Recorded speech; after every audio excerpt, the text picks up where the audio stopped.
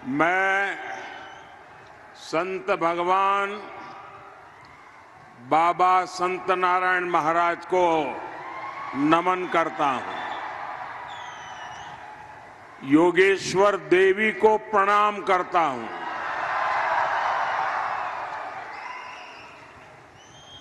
बीड़ का हमारे स्वर्गीय गोपीनाथ मुंडे जी से दिल का रिश्ता रहा है।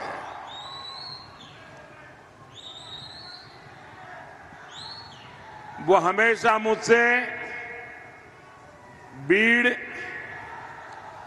और मराठवाड़ के विकास के लिए चर्चा करते थे। मैं उन्हें बहुत भावपूर्वक याद कर रहा हूं। और साथियों, मेरा एक दुर्भाग्य रहा कि 2014 में आपने जब मुझे देश की सेवा करने का दायित्व दिया, तब मैं देश भर में से गोपीनाथ जी जैसे साथियों को चुन चुन करके दिल्ली ले गया था, ताकि हम मिलकर के देश की सेवा करें। गोपीनाथ जी के पास मुझसे भी ज्यादा अनुभव था।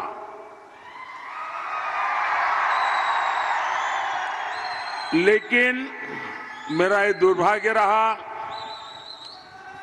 कि आने के कुछ ही समय में मेरे साथी को मुझे गंवाना पड़ा। और इन कार्यकाल में मुझे मेरे बहुत साथी खोने पड़े। गोपीनाथ जी, अरुण जेटली, सुषमा स्वराज, मनोहर पर्रिकर, यानी ये आप कल्पना कर सकते हैं कि मेरे जैसे व्यक्ति को जब मेरे हाथ कट जाए तो मेरी मुसीबत कितनी बढ़ गई होगी। और इसलिए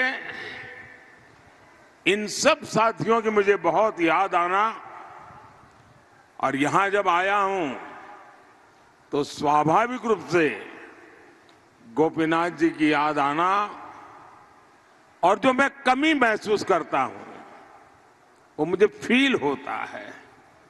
साथियों, आज तीसरे फेज का मतदान खत्म होने पर है,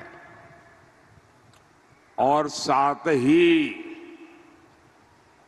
इंडी अघाड़ी की उम्मीदें भी खत्म हो गई है। पहले चरण में इंडी अघाड़ी पस्त हुआ, दूसरे में ध्वस्त हुआ, और आज तीसरे चरण में इंडी अघाड़ी का कहीं कोई छोटा मोटा दिया अगर जल रहा था वो भी बुझ गया है। साथियों, मोदी विकसित भारत के मिशन पर निकला हुआ है। इस संकल्प के लिए आज मैं आपसे कुछ मांगने के लिए आया हूं। मुझे आपके आशीर्वाद चाहिए।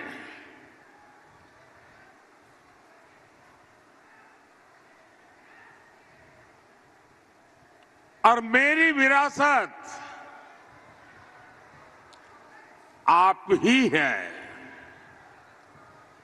आपके वहां आने वाली पीढ़ियां वो ही मेरी विरासत है। मैं आपके भविष्य को बेहतर बनाने के लिए निकला हूं। मैं आपके बच्चों के भविष्य को बेहतर बनाने के लिए दिन रात मेहनत कर रहा हूं। आप ही मेरा परिवार है।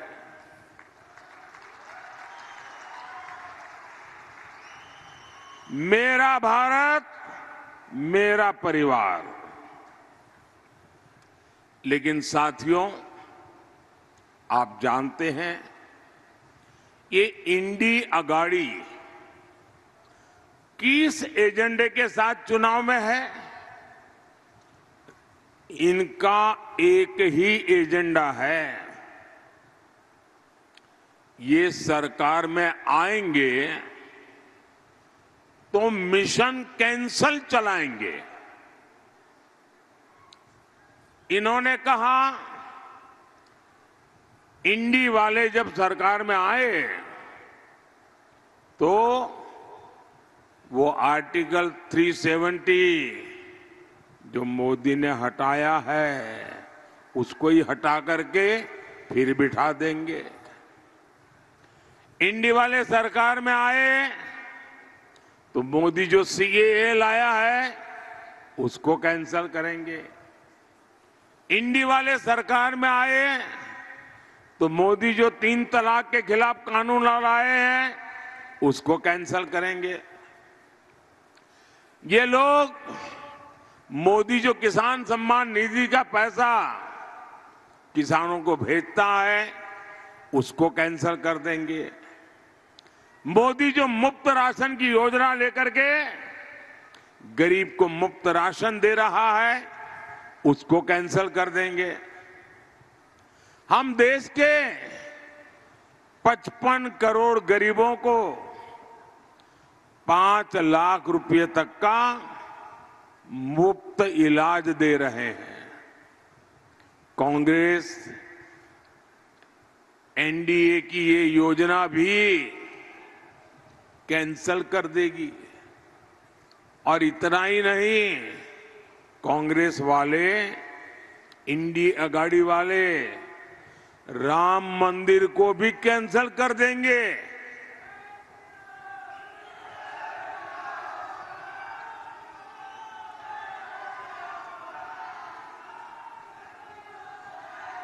आप चौंकिए नहीं, एक पुराने कांग्रेसी नेता ने जो 20-25 साल कांग्रेस में रहे, जिन्होंने कुछ समय पहले ही कांग्रेस छोड़ी है, उन्होंने एक सनसनीखेज खुलासा किया है। उन्होंने बताया है कि जब कोर्ट से राम मंदिर के पक्ष में फैसला आया था तो शहजादे ने खास लोगों की एक मीटिंग बुलाई थी। शहजादे ने कहा था कि कांग्रेस सरकार आएगी तो राम मंदिर पर सुप्रीम कोर्ट का फैसला पलट देंगे।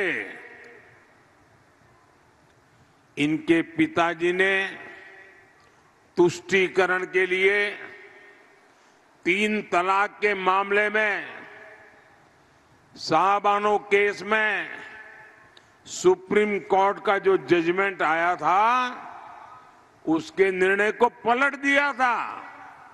कहते हैं वैसे ही अब राम मंदिर के फैसले को भी पलट देंगे।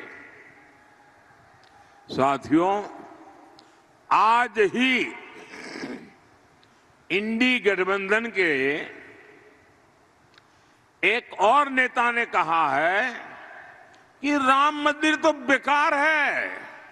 बताइए, यही नेता पहले भगवान राम की पूजा को पाखंड बता चुके हैं।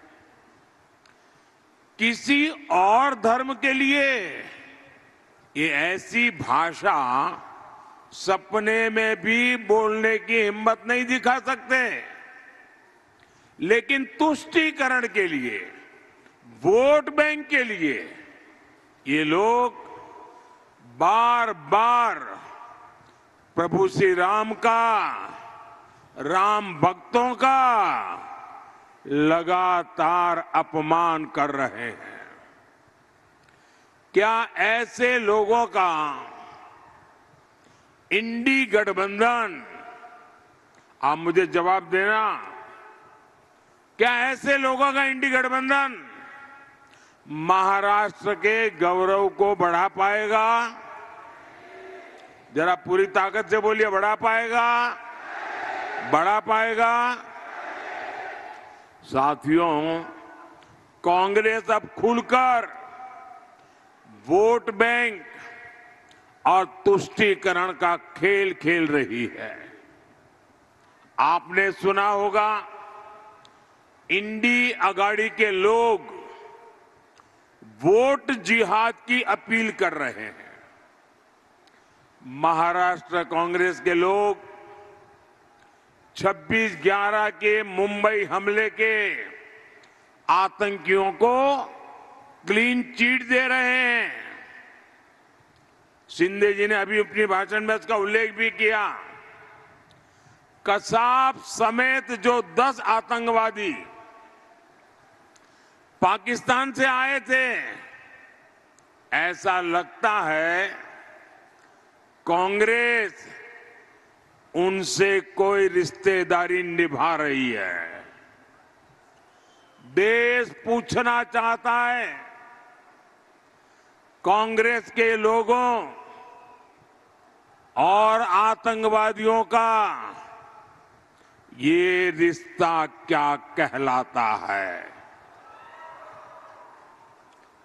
देश भूला नहीं है वो दिन जब कांग्रेस के समय में आतंकियों का स्वागत प्रधानमंत्री आवास में होता था और देश ने वो दिन भी देखा था जब दिल्ली में बाटला हाउस में मारे गए आतंकियों के लिए कांग्रेस की सबसे बड़ी नेता आंसू बहा रही थी। आतंकवादियों के मरने पर इंडी अगाड़ी वालों, वही दिन देश में वापस लाना चाहते हो? याद रखो, मोदी चट्टान बनकर तुम्हारे सामने खड़ा है।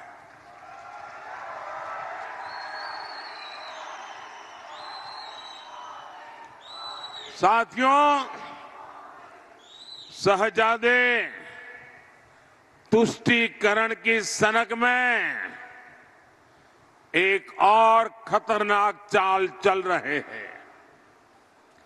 आप भी जानते हैं, बाबा साहब आंबेडकर ने दलितों, पिछड़ों को, आदिवासियों को आरक्षण का अधिकार दिया था। बाबा साहब ने इस बात का भी पुरजोश विरोध किया था कि भारत में धर्म के आधार पर आरक्षण नहीं दिया जा सकता। इस बात पर बाबा साहब अड़े हुए थे।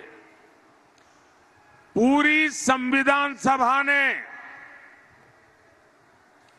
आज से 75 साल पहले लंबी चर्चा करके तय किया था कि धर्म के आधार पर इस देश में आरक्षण नहीं दिया जा सकता है। लेकिन कांग्रेस पार्टी दलितों, आदिवासियों, पिछड़ों का आरक्षण छीनकर उसे धर्म के नाम पर देना चाहती है। आपको मैं एक उदाहरण बताता हूं। ये कल्पना नहीं है, ये हो चुका है और आप चौंक जाएंगे।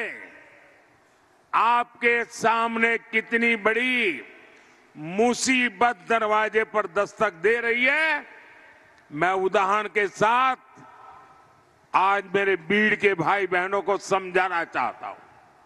मैं मेरे देश के लोगों को समझाना चाहता हूं। कर्नाटका में कांग्रेस की सरकार है। वहां पर ओबीसी को 27% आरक्षण मिला हुआ है।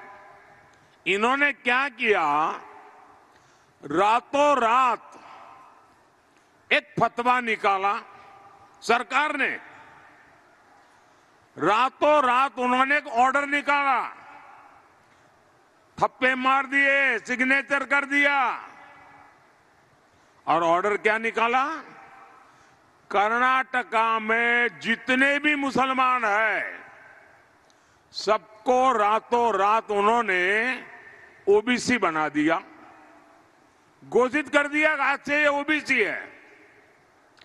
परिणाम क्या हुआ, जो ओबीसी समाज के लोगों को 27% आरक्षण मिला था, बाबा साहब आंबेडकर ने दिया था, संविधान ने दिया था, भारत की संसद ने दिया था, रातों रात मुसलमानों को ओबीसी बनाकर उसमें डाल दिया।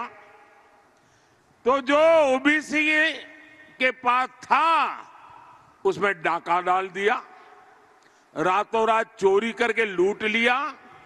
और जो पहले इसका लाभ लेते थे उसका बहुत बड़ा हिस्सा मुसलमानों के खाते में चला गया। अब मुझे बताइए, क्या इस प्रकार का खेल आपको मंजूर है? पिछले दरवाजे से ओबीसी का आरक्षण लूट लिया जाए, ये आपको मंजूर है? जरा पूरी ताकत से बताओ तो पता चलेगा कि मंजूर है कि नहीं है। आपको मंजूर है सब आप? अब यही काम ये देश में हर राज्य में करना चाहते हैं। साथियों, आज सुबह ही इंडी गठबंधन के एक और नेता ने इनकी साजिश को खुद ही स्वीकार कर लिया है और उनके झूठ को बेनकाब कर दिया है। और ये नेता वही है जिन्हें चारा घोटाले में अदालत ने सजा दी है। जानते हैं ना नाम तो? कौन है? चलिए, भीड़ वाले भी जानते हैं। इंडी गठबंधन के इस नेता ने आखिरकार स्वीकार कर लिया है कि ये लोग मुसलमानों को पूरा का पूरा आरक्षण देना चाहते हैं।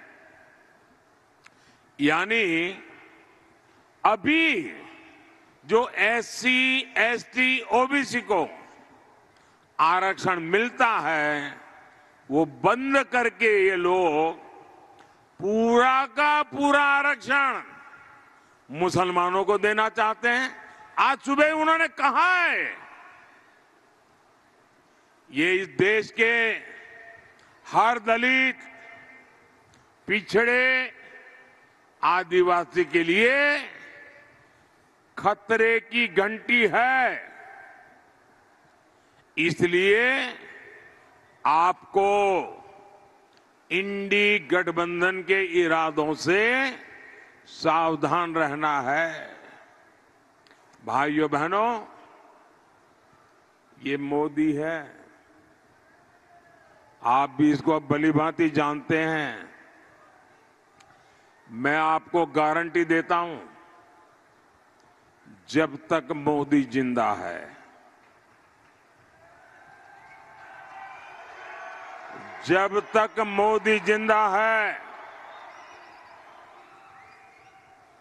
दुनिया की कोई ताकत दलितों का, आदिवासियों का, पिछड़ों का, ओबीसी का आरक्षण नहीं ले सकती है। ये मोदी की ताकत है।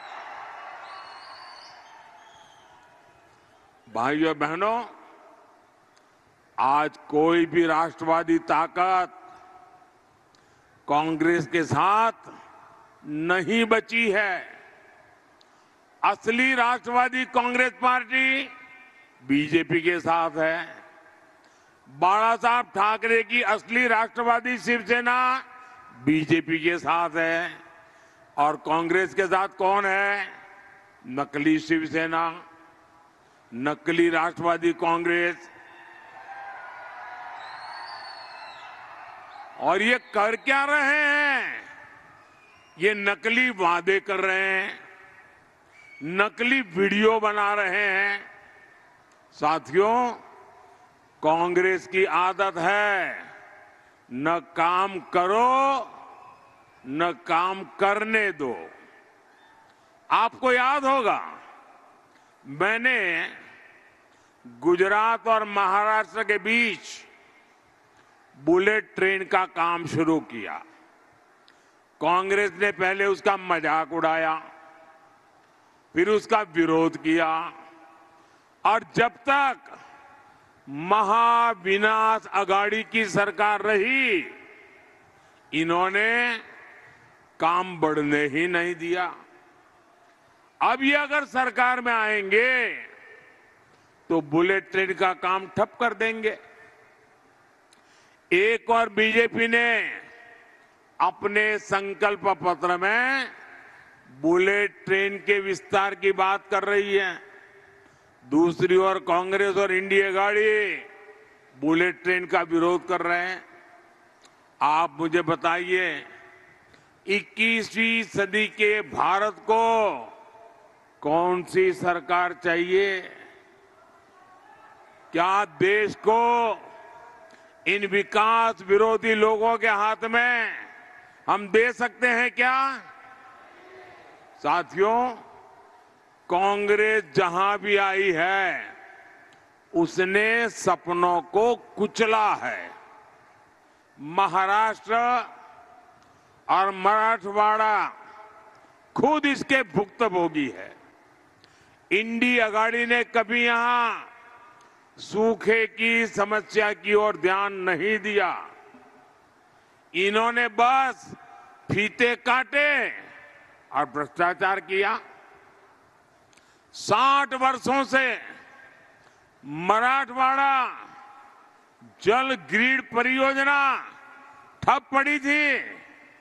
आज एकनाथ शिंदे जी, देवेंद्र फडणवीस और अजित पवार मिलकर सिंचाई परियोजनाओं को मिशन मोड में आगे बढ़ा रहे हैं। साथियों, हमने पीएम कृषि सिंचाई योजना के तहत महाराष्ट्र के 27 प्रोजेक्ट को चुना है। इनमें से 10 प्रोजेक्ट पूरे भी हो चुके हैं। बाकी प्रोजेक्ट भी जल्द पूरे कर लिए जाएंगे। जब देवेंद्र फडणवीस जी की सरकार ने महाराष्ट्र के लिए बलिराजा जल संजीवनी स्कीम बनाई थी, लेकिन इंडी अघाड़ी सरकार ने उसे भी रोक दिया था। लेकिन अब इस स्कीम को गति मिली है। एनडीए को आपका आशीर्वाद ये सुनिश्चित करेगा कि ये मराठवाड़ा पानी के संकट से मुक्त हो। साथियों, मोदी किसी बड़े शाही परिवार से नहीं है। वो गरीबी से निकलकर आपके आशीर्वाद से यहां पहुंचा है। मुझे पता है किसान एक फसल के लिए कितनी मेहनत करता है। उसकी फसल अगर खराब हो जाती थी तो उस पर क्या बीतती थी। इसलिए मोदी ने फसल बीमा की गारंटी दी। आज हर वर्ष बीड़ के किसानों को बीमा के 500 से 700 करोड़ रुपए मिलते हैं। महायुति सरकार ने भी 1 रुपये में फसल बीमा की स्कीम शुरू की है। महाराष्ट्र सरकार किसान सम्मान निधि में भी 6,000 रुपये जोड़कर दे रही है। साथियों, मराठवाड़ा के विकास एनडीए की जिम्मेदारी है। आज भारतमाला परियोजना के तहत सूरत अक्कलकोट रोड हो 3,000 करोड़ रुपए की लागत से बन रहा छत्रपति संभाजी नगर से एडसी तक नेशनल हाईवे हो, अहमदनगर बीड़ परली रेल लाइन का निर्माण हो, कांग्रेस ने जिस मराठवाड़ा की उपेक्षा की थी, आज वो विकास के रास्ते पर आगे बढ़ रहा है। साथियों, 13 मई को महाराष्ट्र और देश के विकास की गारंटी का महापर्व है। आपका हर वोट मोदी के विकसित भारत के विजन को मजबूती देगा। भारतीय जनता पार्टी और एनडीए ने गोपीनाथ जी के सपनों को पूरा करने की जिम्मेदारी बेटी पंकजा को दी है। मेरा अनुरोध है, 13 मई को बेटी पंकजा मुंडे को भारी मतों से विजयी बनाएंगे।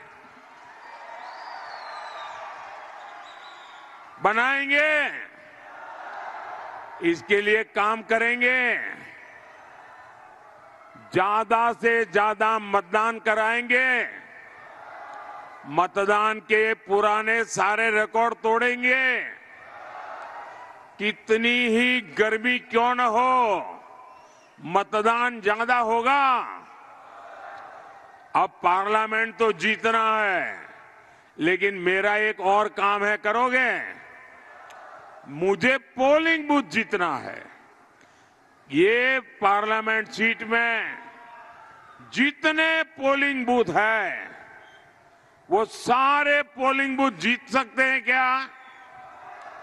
आप पोलिंग बूथ जीत करके दिखाएंगे क्या? सारे के सारे पोलिंग बूथ में भाजपा का, एनडीए का झंडा झुकना नहीं चाहिए। करेंगे? अच्छा, मेरा एक काम करेंगे। ये जो मेरा काम है ना, ये चुनाव वाला काम नहीं है, न ही वो पंकजा वाला काम है, न वो भाजपा वाला काम है। ये मेरा पर्सनल काम है। करोगे? ठंडे पड़ गए यार, जरा हाथ ऊपर करके ताकत से बताओ ना। करेंगे? पक्का करेंगे? तो एक काम मेरा जरूर करना, ज्यादा से ज्यादा घरों में जाकर के परिवार के सबको मिलना और मिलकर के कहना कि अपने मोदी आए थे और मोदी ने आपको प्रणाम भेजा है। मेरा प्रणाम पहुंचा दोगे? घर घर पहुंचा दोगे? हर माता बहन को पहुंचा दोगे? हर बुजुर्ग को पहुंचा दोगे? जब आप उनको मेरा प्रणाम पहुंचाओगे ना, वो जरूर मुझे आशीर्वाद देंगे। और जब वो मुझे आशीर्वाद देते हैं तो मेरी ऊर्जा अनेक गुना बढ़ जाती है और आपके लिए खपने का मेरा संकल्प मजबूत हो जाता है। मेरे साथ बोलिए, भारत माता की, भारत माता की, भारत माता की। बहुत बहुत धन्यवाद।